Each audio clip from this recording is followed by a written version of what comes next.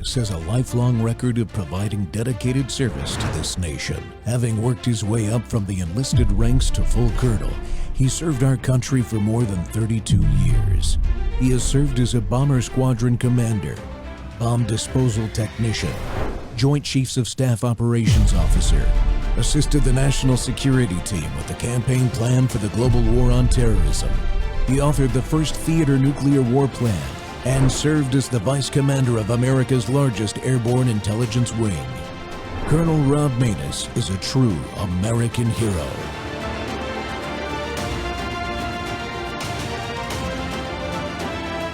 This is Rob Maness Live. Today, we're unpacking the latest wildfire catastrophe in Los Angeles, a deadly cocktail of forestry mismanagement, water misprioritization, and political failures at the highest levels. In order for me to fill the tanks, I had to ask the fire department to stop fighting the fire. And that's a very tough operational decision to make. Reservoirs were inexplicably drained during fire season. Hydrants ran dry.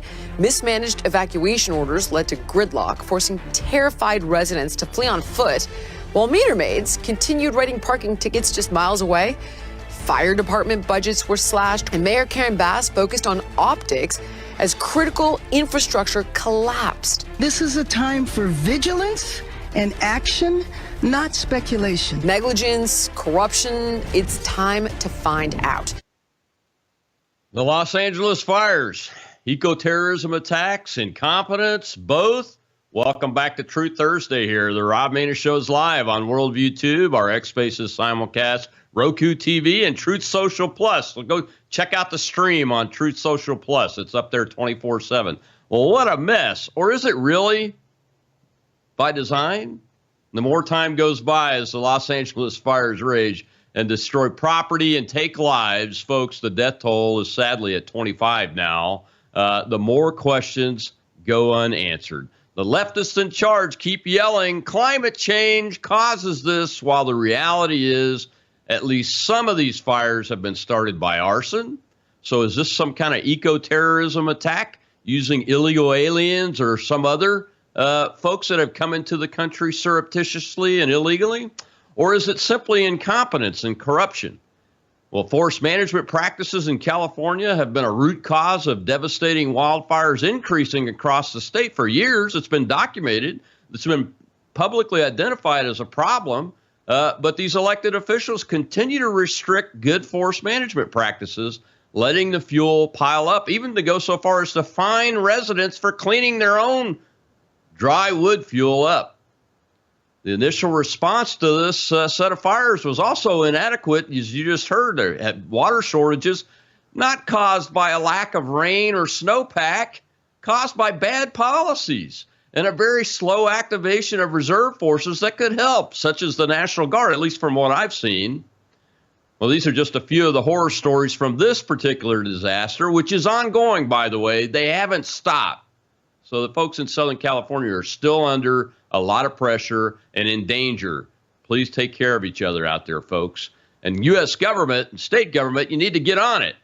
And my guest today is a Southern California native who has direct experience with crisis responses in the state and is deeply knowledgeable of the potential threats we face from bad policies and bad people in our country illegally. The threat is so real that he wrote a book about that threat, detailing how a nationwide attack by illegals could be executed. U.S. Army retired colonel and attorney Kurt Schlichter is the author of The Attack, set in the very near future. It may actually be happening now, and ripped right out of today's headlines. The Attack's a terrifying novel that describes in frightening detail exactly how America's enemies can launch a massive terrorist assault here at home. Colonel Schlichter, Kurt, my friend, welcome back to the Rob Maness Show. It's been too long. Hey, Rob, thanks for having me. One of the things about The Attack, the novel, is I wanted to talk about how things could be done very simply without a lot of training for the enemy, without coordination, without resupply, without logistics. One of the TTPs, tactics, techniques, and procedures I suggested was literally setting those mountains on fire. That is, That is within the book. That is one of the things the terrorists do in the book, because all you need is some idiots with a little gasoline and a match. And we've seen the incredible amount of asymmetrical damage it can do. And I'm not happy to have predicted it, but if an infantryman can figure it out, the bad guys certainly can. Yeah. Exactly right. And one of the things that it looks like they're doing, I wanted to get your take on this, since you still live out there most of the time and you're present. And real news is really hard to come by. It's hard to tell what's real and what's fake these days during a crisis. But we saw the citizens detain this gentleman, and I use that term loosely, of course. This guy who has got like a blowtorch with him, 5 cell phones with him, and turns out to be an illegal alien that's here illegally, that's got a long history of trouble and law breaking. The citizens have to detain him, but that kind of smells fishy to me. 5 different cell phones, illegal alien, of course, matches right up with what you said in your book. And when you start looking at people that have done terrorist attacks, especially the last few years, even the assassins that have tried to kill President Trump, they all had multiple devices. This reserve soldier, Jabbar, in New Orleans on New Year's Eve, had multiple devices and really access to everyday technology that could be communicated to these folks on how to plan to do this stuff. And like you said, setting fires is easy. What do you want to bet? What's your sense of what's going on? Well, let me ask you a question. What do you bet that nobody from the intelligence community or counterintelligence community has gone and talked to this scumbag, the federal? What do you want to bet? I'd bet he's sitting in a regular jail with regular criminals, if he hasn't been bailed yet, and that they have had they've made no attempt to figure out what's going on with him. I'd put about 100%. I would put money on it. I've got my wallet over there. I'll throw my wallet on the table. Yeah, I totally agree. And it's not that hard. I mean, this is not hard stuff. No, it seems pretty basic to me.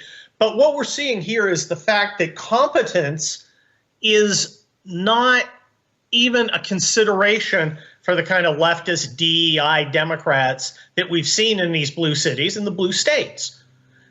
They do not. They seem shocked when suddenly they have to actually perform adequately at a task, and of course they don't. I mean, you have Gavin Newsom strutting around like a rooster. And his big thing is, I'm going to go on a podcast and complain because Donald Trump was mean to me. Okay, you lost 10,000 houses. You lost 10,000 houses. Maybe that's the issue.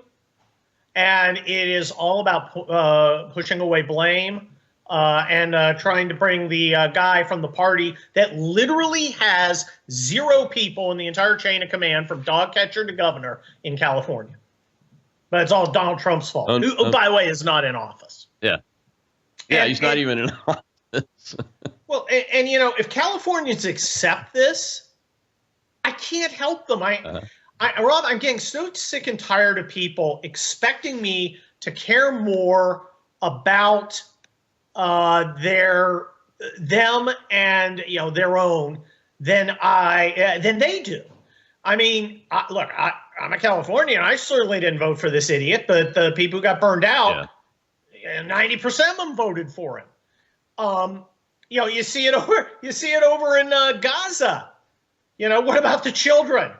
Well, why am I supposed to care about Palestinian children more than Palestinians do? I don't. But the expectation that I somehow would, it seems so bizarre to me. And I'd like to think that people are getting past that kind of rhetorical nonsense and saying, wait a minute. There are consequences to your choices. And it's not the person pointing it out that's to blame. Yeah, let's talk about the people and the choices a little bit more. I don't like calling people DEI hires because my view is I want to look at their capabilities, but the three ladies, actually 4 or 5, that are in charge in Los Angeles of this type of operation, the mayor, former Congresswoman Karen Bass, right? The 3 ladies in the fire department at the top 3 positions, right, in the fire department are all these ladies that have been hired. They're paid a lot of money. The water director, who we saw in that opening clip, talking about how hard it was to tell the firefighters to stop fighting the fire so she could refill the tanks that she should have had filled in the first place, makes $750,000 a year, Kurt.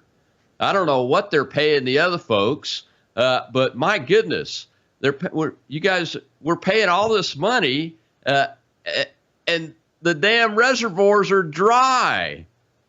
Well, look, when they have warning that these fires are coming.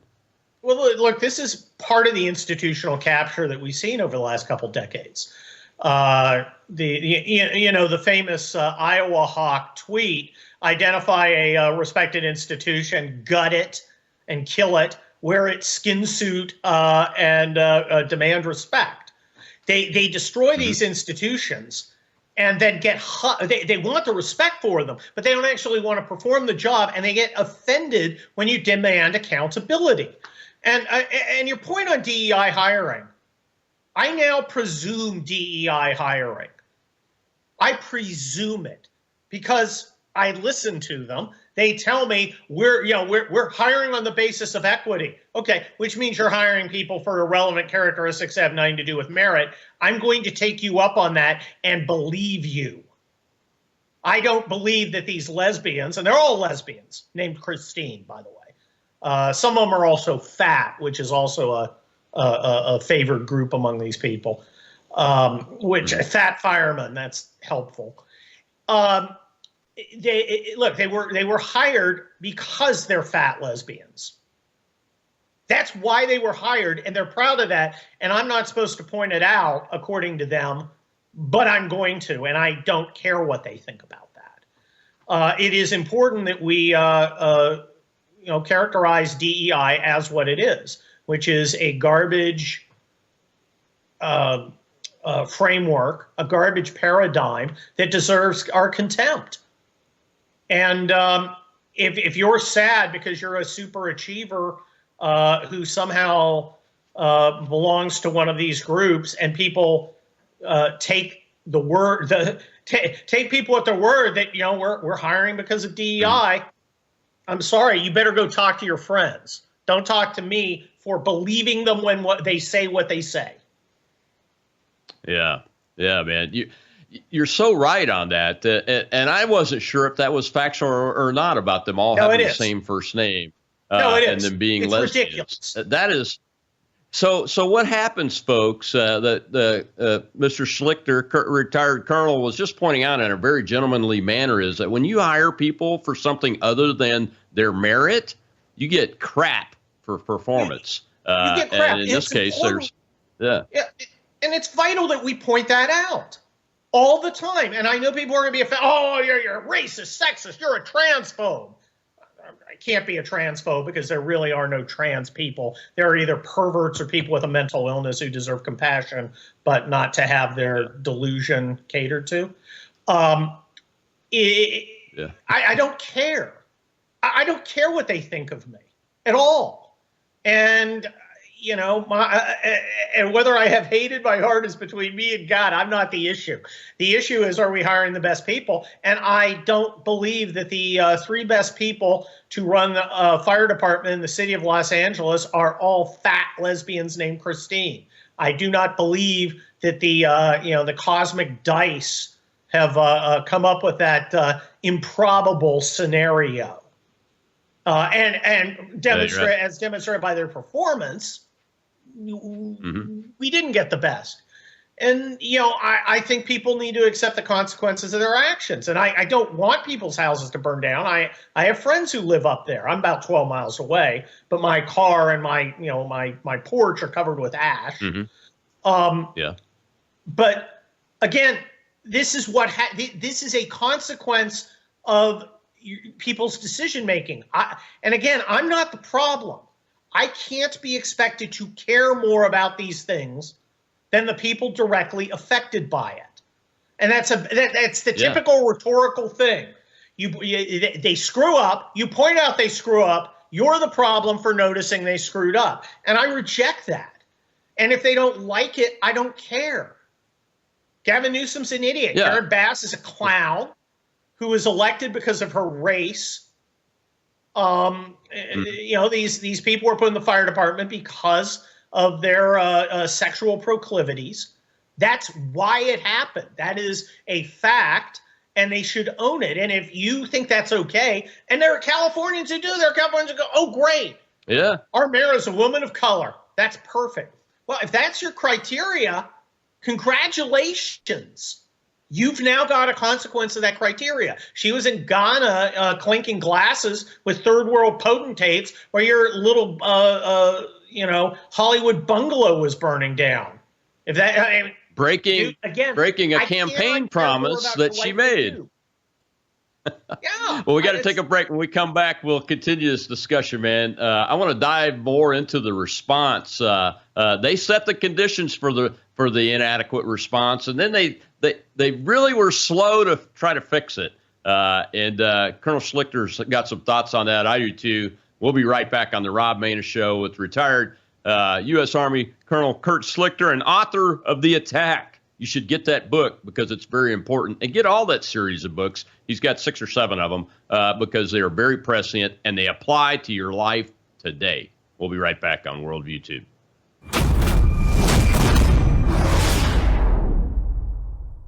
Hello, I'm Brandon House. Is the government tracking you? Do they have access to all your data? Well, if you go to worldviewtalk.com, you'll find out about a cell phone company that, does not store your data. They don't do that. This is what they're known for. They don't store your data. You have privacy. You're not being tracked. That's why a lot of folks are turning to worldviewtalk.com. You'll find their prices are very competitive. All the details are there at worldviewtalk.com. Again, worldviewtalk.com. Oh, while you're there, not only do they have cell phones that aren't tracking you, you can find out about how to get a satellite phone. Should the whole system go down and you want to communicate with a family member or a loved one, you might want to have a satellite phone. Or how about their solar generators? They have great solar generators. Check them all out right now. Worldviewtalk.com, worldviewtalk.com.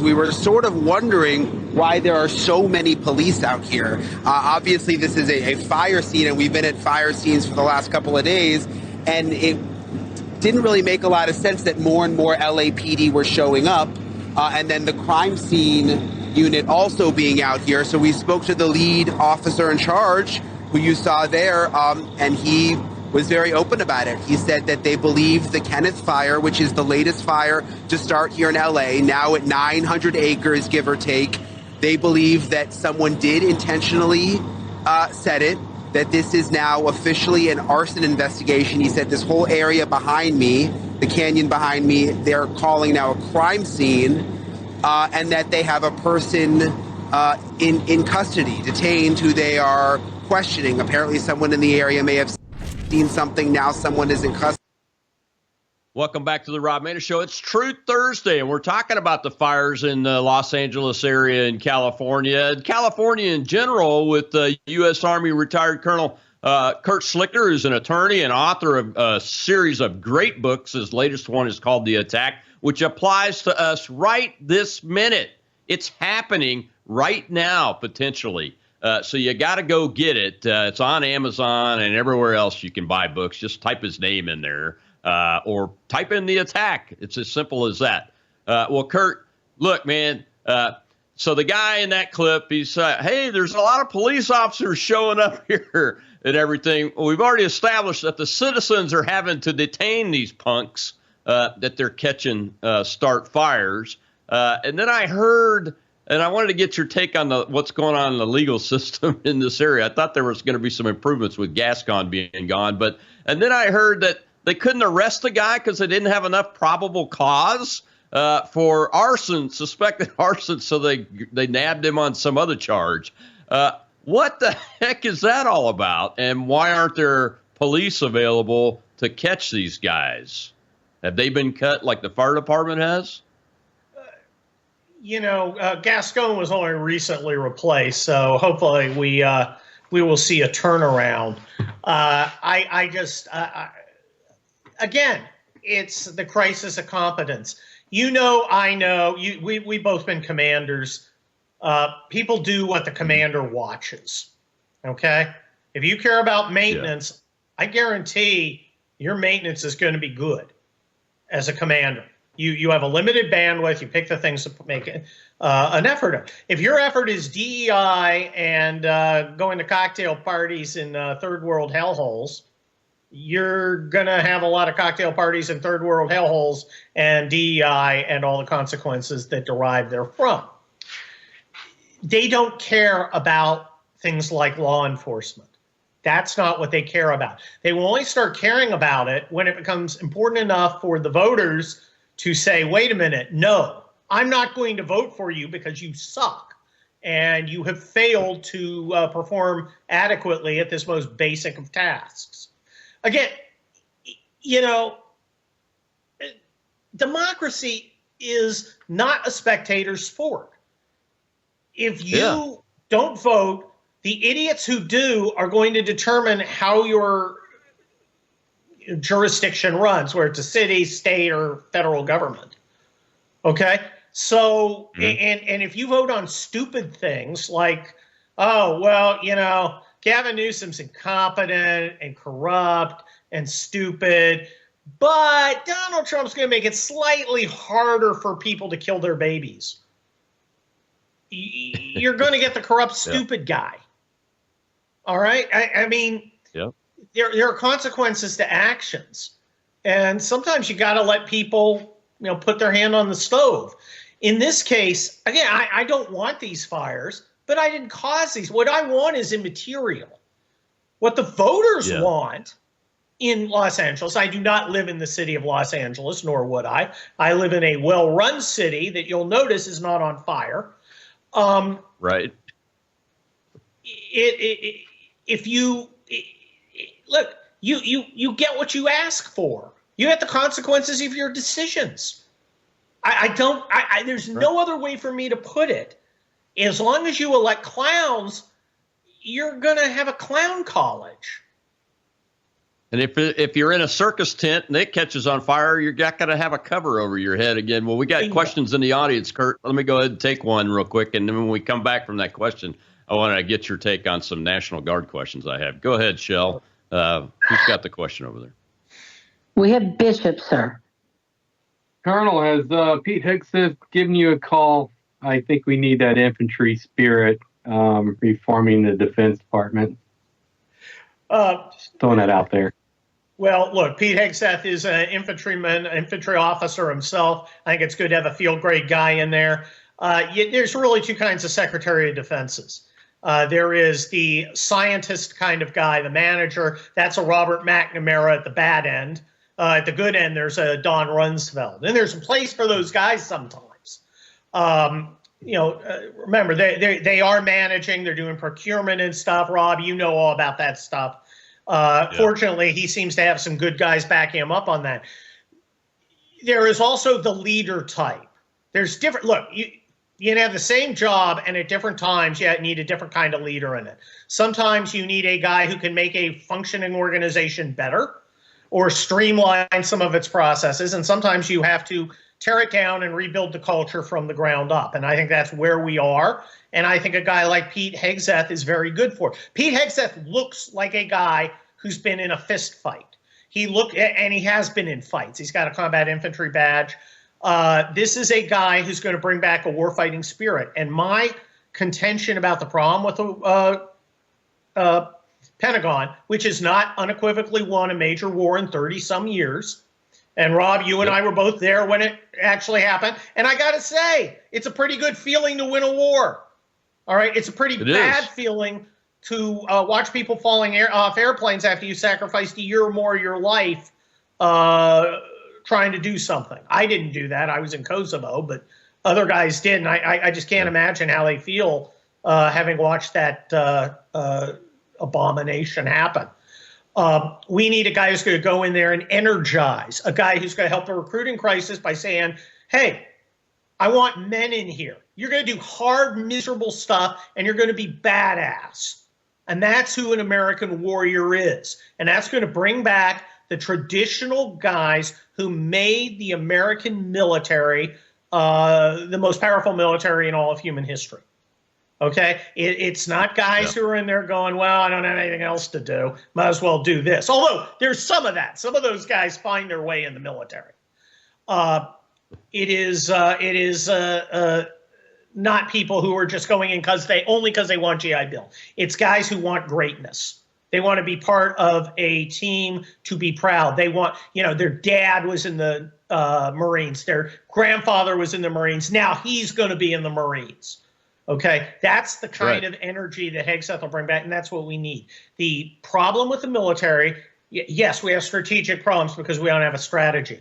We have DEI problems. We have procurement problems.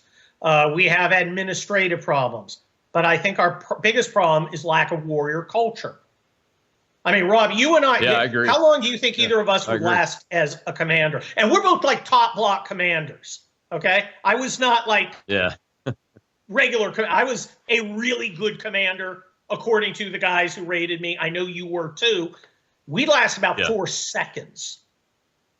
Yeah, not very long at all. Not very long at all. And I agree with you. I mean, the time is now for this type of individual. I think you captured the types of people, the spectrum of the types of folks that become the Secretary of Defense. And it's been a long time since we've had a red meat eating warfighter focused on lethality, period dot kind of person leading it. And that's the role that he's been picked to fill. And he meets that central casting aspect of this. So, yeah, I totally agree. Well, since we're talking about the military, though, I was kind of tracking on you on your tweets and stuff at the beginning of this, and I'm seeing a lot of stuff. Well, where's the National Guard? And that's one of the reasons why I played that clip coming into this segment is they're calling for more cops, but they're having citizens detain the bad guys. Where's the heck's the National Guard? And Kurt Schlichter, didn't you lead a battalion in the L.A. riots of the Rodney King era? Last time the Guard was activated? I was a lieutenant in the riots. I was riding around with a battalion commander in his vehicle through it. We were first on the street. I like how Politico reported that the Guard wasn't out till the second day. Wrong! No, I commanded a cavalry squadron task force in northern San Diego, about 1,300 guys during the 2007 fires. And you got to understand, National Guardsmen, there's a cadre of about 10% of them are full-time. They keep things going, handle administrative stuff. And then the rest of the guys, they say 1 weekend a month, 2 weeks a year. Ha! We did a lot more than that. But my guys went, my first company, it was a troop because it's a cavalry squadron, 3 hours, 53 minutes after I got a phone call, was ready and executing a movement to the fire. That's how great these guys are. From their regular job, a car salesman, school teacher, doctor, lawyer. I got the call in a suit and tie. And I remember sitting outside a restaurant talking to Sacramento as I had like 3 full colonels on the other side taking notes as I'm saying, okay, you need to mobilize the transport company in Gardena. I will need them at Inglewood at such and such. They're going to load up my infantry. I'm going to need this, and I'm just doing it off the top of my head. These guys are great. They meet all the standards. They're the regular guys in the active duty meet. Most of them are ex-active duty, by the way. And they are just fantastic asset.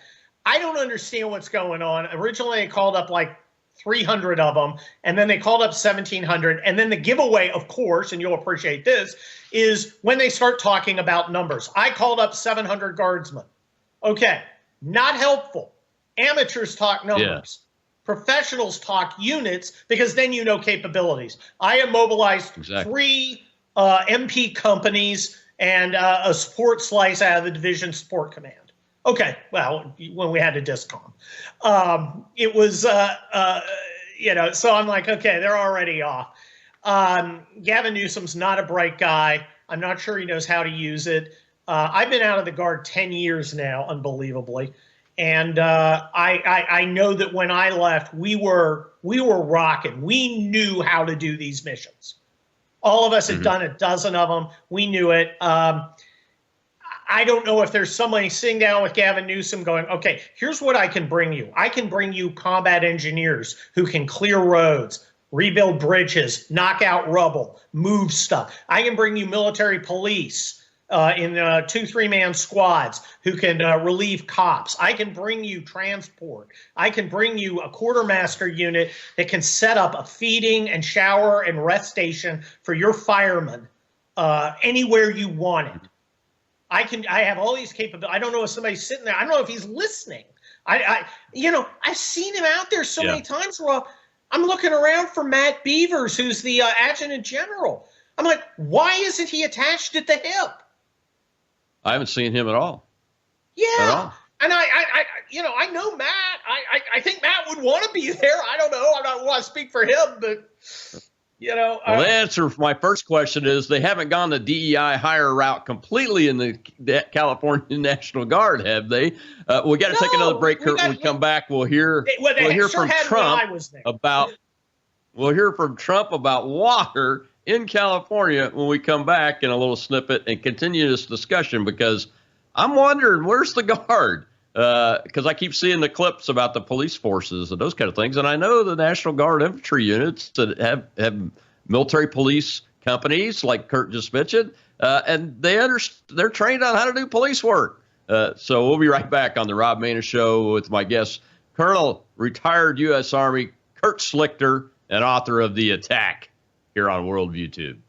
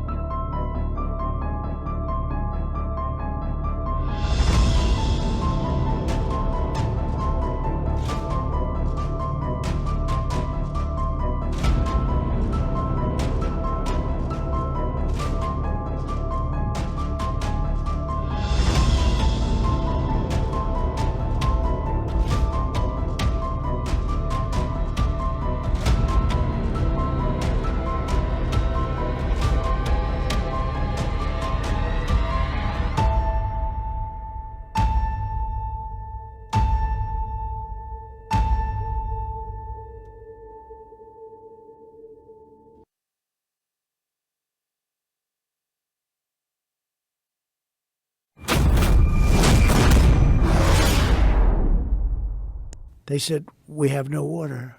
I said, do you have a drought? No, we don't have a drought. I said, why don't you have no water? Because the water isn't allowed to flow down. It's got a natural flow from Canada all the way up north of water, more water than they could ever use. And in order to protect a tiny little fish, the water up north gets routed into the Pacific Ocean. Millions and millions of gallons of water gets poured. I could have water for all of that land. Water for your forests. You know, your forests are dry as a bone. Yeah. Okay? Dangerous. That water could be routed. You know, you could have everything. Oh, not only dangerous, billions of dollars a year they spend on forest fires. And, you know, there's a case with the environment. They're not allowed to rake their forests because you're not allowed to touch it. And all they have to do is clean their forest, meaning rake it up, get rid of the leaves, get rid of, leaves that are sitting there for 5 years. And we'll certainly get rid of the dead fall. And get rid of the trees that are fallen. Yeah. That, are. Welcome back to the Rob Maness Show. It's Truth Thursday, and we're talking about the LA fire crisis that's going on right now. 25 Americans have passed away, unfortunately, so far from this. Really, it's a disaster. It's a man-made disaster. My guest is Southern California native and citizen out there, retired Colonel, U.S. Army Kurt Schlichter, who's also an attorney and author of a series of books. His latest one's The Attack. And that applies to today. Go find it. Type in The Attack in your search engine, and it'll take you right to it. You got to get a copy of that book. Well, Kurt, we were talking about the Guard before the break. And look, if the Guard is not being utilized properly, maybe it's because you guys have an idiot for a governor, and the adjutant, your friend, the adjutant general, he can't get through the noise in the guy's little brain. He must have a pea-sized brain, because that was Donald Trump on the Rogan show in the campaign. But it's my understanding he told Newsom face-to-face in that last fire that killed all those people and destroyed all those homes in Northern California, didn't he? That exact same information? Certainly, but it doesn't matter, because he doesn't care about governing except when it comes and bites him on the fourth point of contact. This is a giant inconvenience for him. Okay, he isn't a DeSantis who lives to plan and execute, right? He lives to hang out with his friends, make money, and be idolized. And it shows. And, you get what you vote for. If you vote for a clown, you're going to get a clown show. Yeah. And that's what you're getting. You're getting a clown show. It's costing lives, and 12,000 homes so far.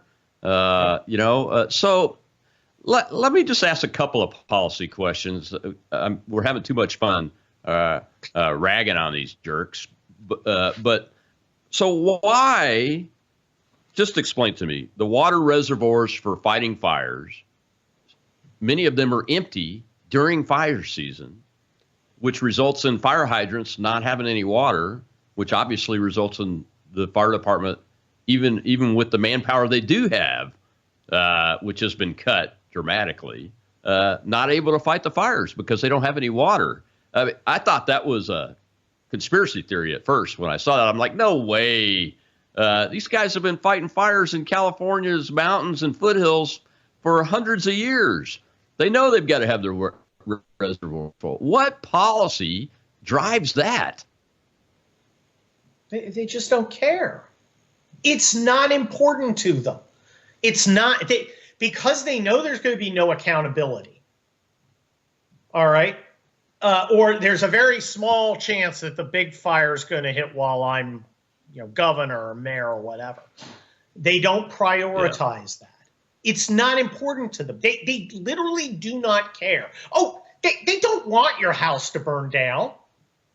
They don't wish any general ill on you. And they would certainly prefer not to be, in the line of fire when it does burn down. But they don't get points for being competent. They get points for being woke. And we see this every once in a while. There's this phenomenon. You get a woke governor, woke mayor, and it gets so bad that finally the people throw up their hands and they bring in some moderate Republican. Like in Massachusetts, It got so bad, they brought in Mitt Romney to be governor to fix things because they knew he'd actually fix them. I mean, he wasn't, certainly he was a Republican, but he was barely a Republican, just a complete square. Right. And at the time, Rudy Giuliani, who was not a hardcore Republican at the time, but he would get things done. So they'll bring in a Republican to get things done as soon as it's safe again. You can walk the streets again. Then they'll start looking around and going, well, maybe we should get woke again. And the cycle continues. So LA may elect this Rick Caruso guy, who you've probably seen on the news, who ran against Karen Bass. He's a competent guy. He's a developer. He knows how to get things done. He's also a Democrat, and he doesn't like Trump. Our new DA, Nathan Hochman does not, allegedly a Republican, but probably more of an independent, doesn't like Trump. Trump's terrible, but I'll actually arrest criminals. Oh, okay. Well, we'll give you a chance because this Gascon just went too far. They don't. Yeah. The reason this doesn't happen, these basic tests don't happen, is because it's so rare that the voters hold them accountable for it. Happens occasionally, but not often. Not often enough to make them fear for their jobs. Yeah, Newsom just beat, a year ago, a recall effort that I thought had a really good chance of taking him down. Well, we got another question in the audience. Kurt, let's go ahead and take that. Shell, who's up? We have Joseph, sir. Thank you very much for the opportunity, sir. A question I have regarding California elections, actually. Do you believe or do you see that the election system itself is designed to fail?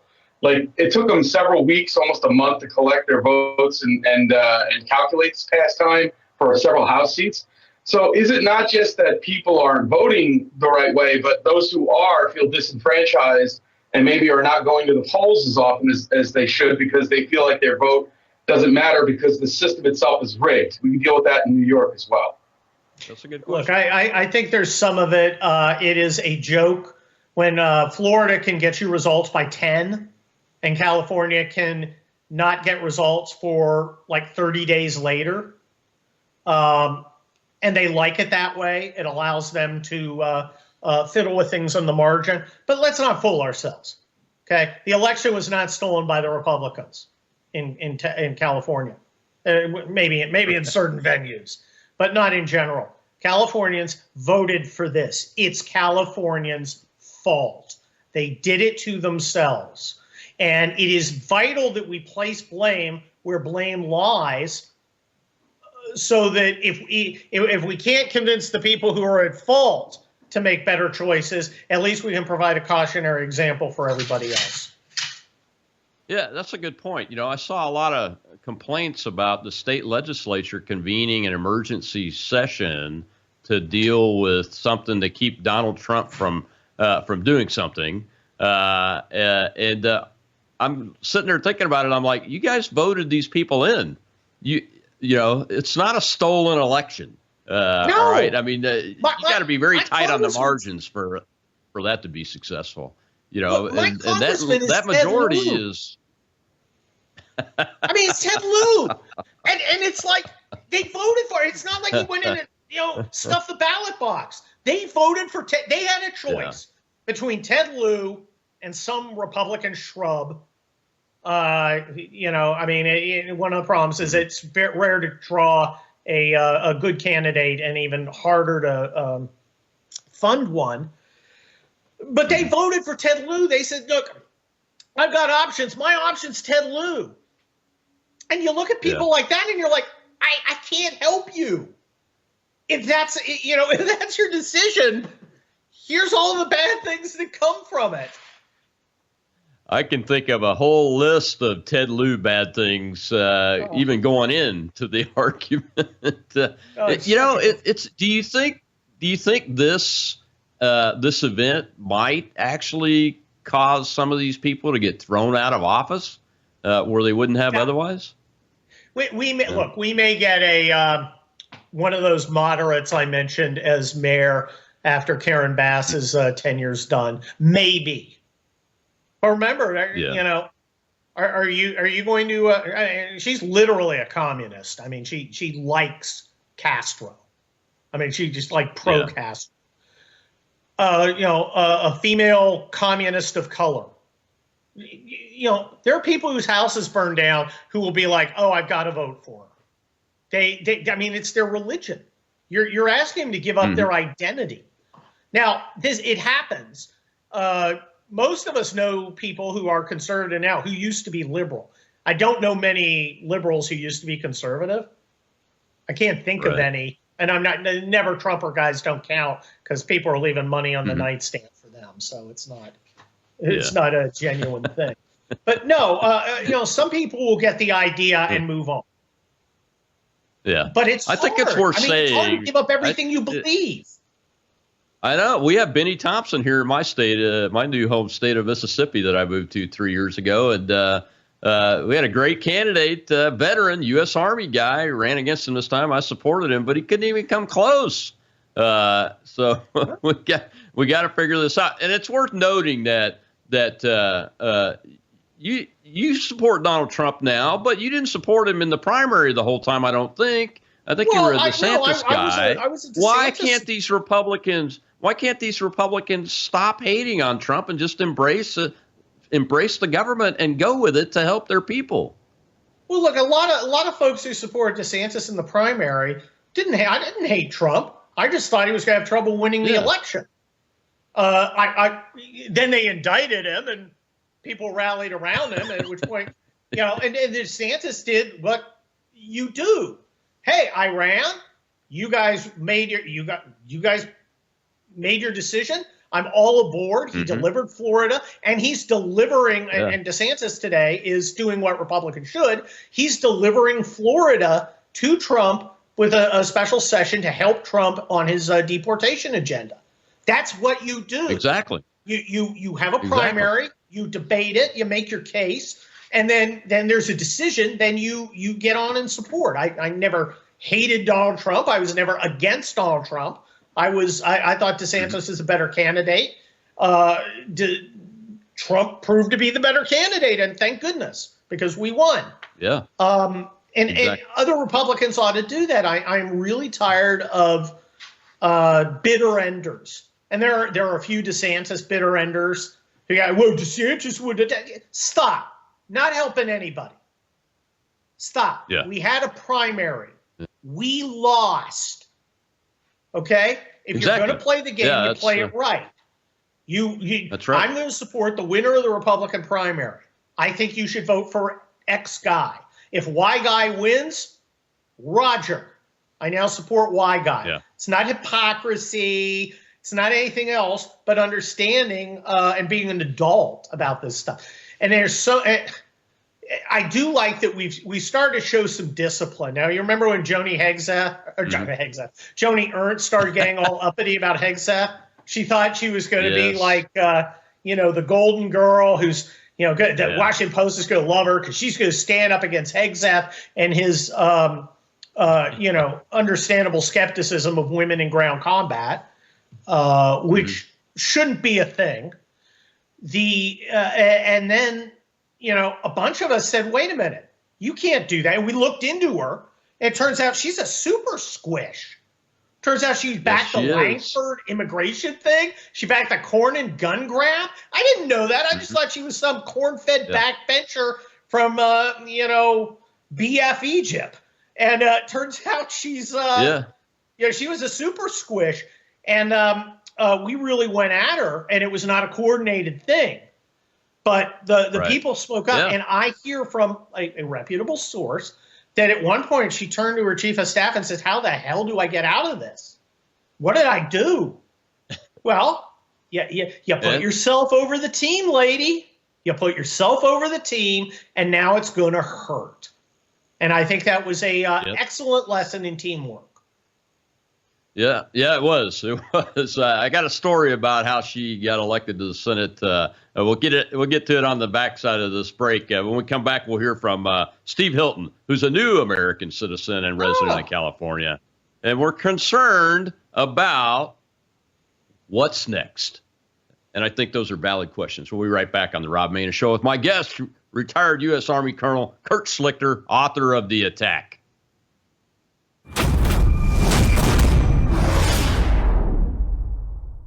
Hello, I'm Brandon House. I want to thank you for all your support at WVWFoundation.com that helps make possible pushing out 24/7 content for free.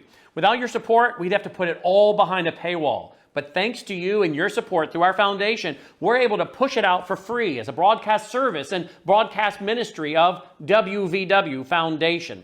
Please consider going there and setting up an automatic monthly contribution, or go there and make an occasional contribution.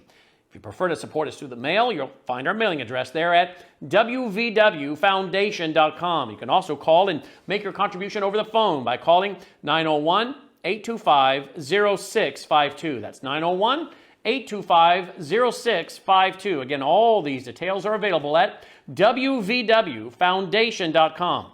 Thank you for your support as we try to help people around the world understand the times through the lens of a Christian worldview.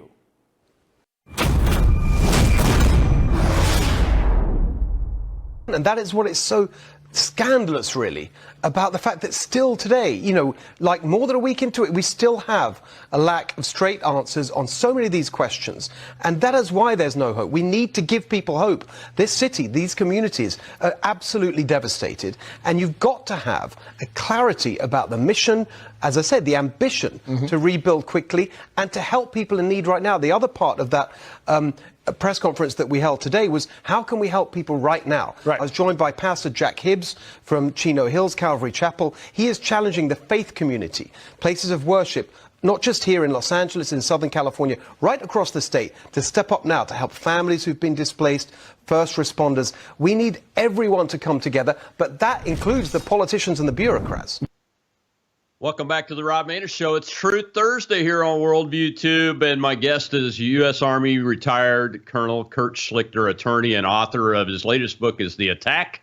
Go Google that, search that, whatever you use to do that, find the book, get a copy of it, because it applies to today, even about what we're talking about right now. It may not just be fires, and we already know that some of them were set by arson. Is it eco-terrorists? Is it the Chinese military-age males that have come into this country by the hundreds of thousands that we know the Communist Party didn't just let go? Are they out there organizing this stuff? Read The Attack, and it'll help you understand what you need to be looking out for and what you need to do in response if you catch it. Kurt, Steve Hilton there is right on the money. I don't know, is he running for governor? He's wearing the red, white, and blue California state silhouette and all that. I'm a fan of his. I watch him a lot, but he's right. What is next is the question. Well, I met Steve at a party a few weeks ago for the first time, but although I'm not practicing law every day, I still take attorney-client confidence in what everybody tells me, which is why everybody tells me good stuff. I can never spread gossip. But I look forward to whatever Steve Hilton does in the future. I think he's a great addition to the California Republicans. With him, I think that makes 12. Look, California is a terrible mess. It's also the greatest state in the country in a lot of ways, although I do spend my time in Texas, too. I love California, and there's no reason this shouldn't be the glorious state it was when I moved here in '72 with my Governor Reagan. And through the 70s and 80s, even the 90s, there's just no place like California. And it had its quirks, but it functioned. Okay, it worked. And you could have a future here, and middle-class people could survive here.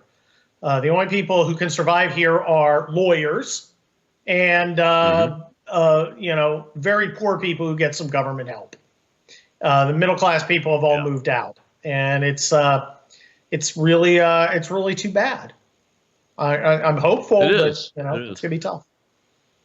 Yeah, one of the things that Steve, in the longer piece of that clip, he was talking about was there's only like a little bit over 8,000 homes for existing home sales on Zillow or whatever platform right now, and there's been 12,000 destroyed completely. Disaster. There's probably several thousand more over that that are uninhabitable, even though the structure may still be there. It would have to be a major rebuild.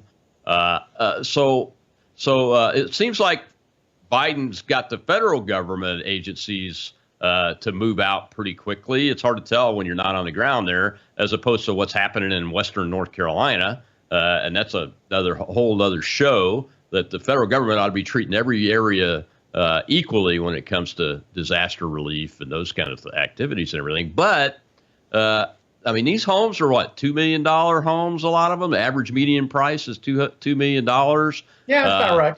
Will people and the insurance companies? Is that rumor true that they dumped the homeowners insurance companies dumped and ran 4 months before this all started? Wow. Well, so how do you well, how's the rebuild going to happen, or will it happen? Will they do something else with this land? Well, all I can say is be glad if you have USAA.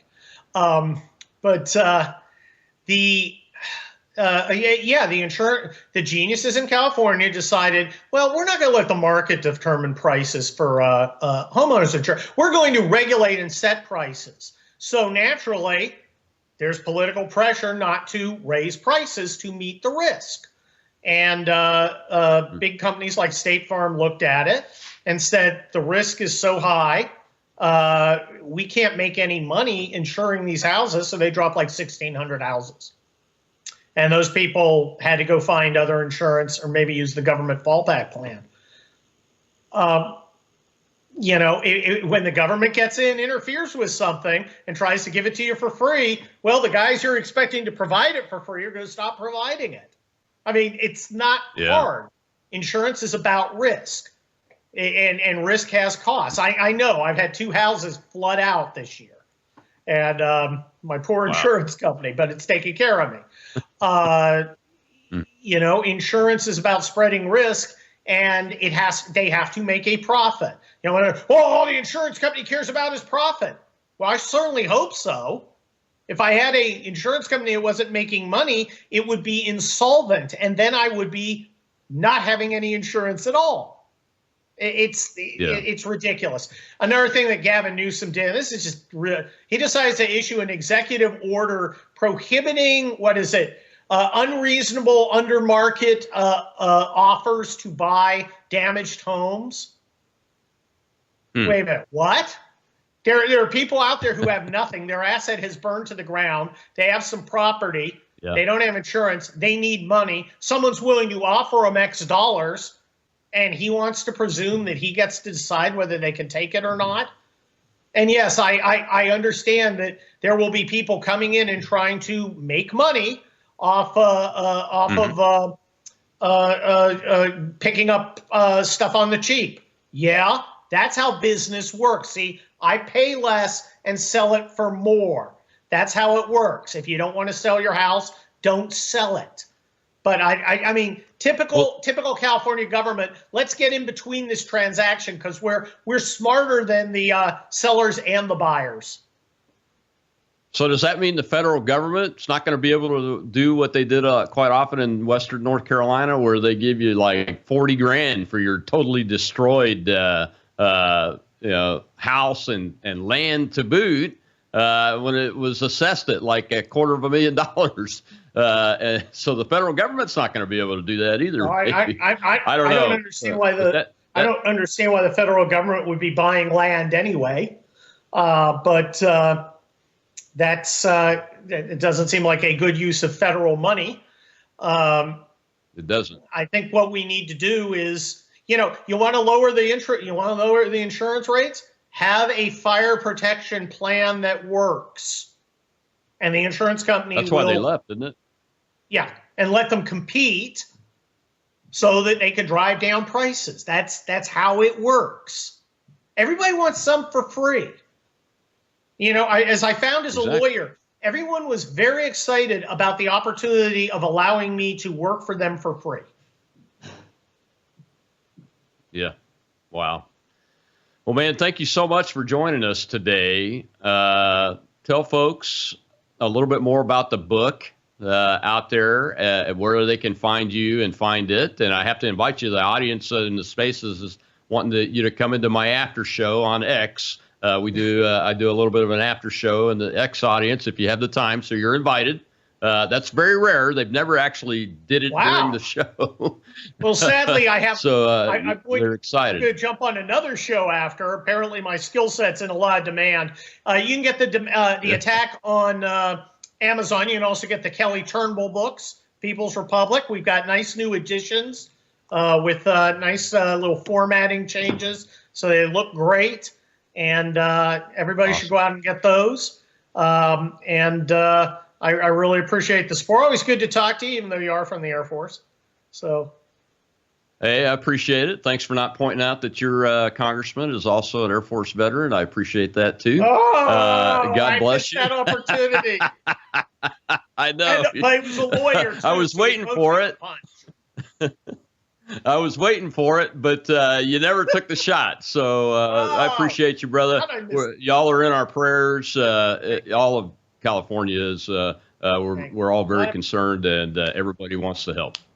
A lot of people hurt, and give to reputable charities to help folks out. We need to pull together in times like this. We also need to understand why it happened.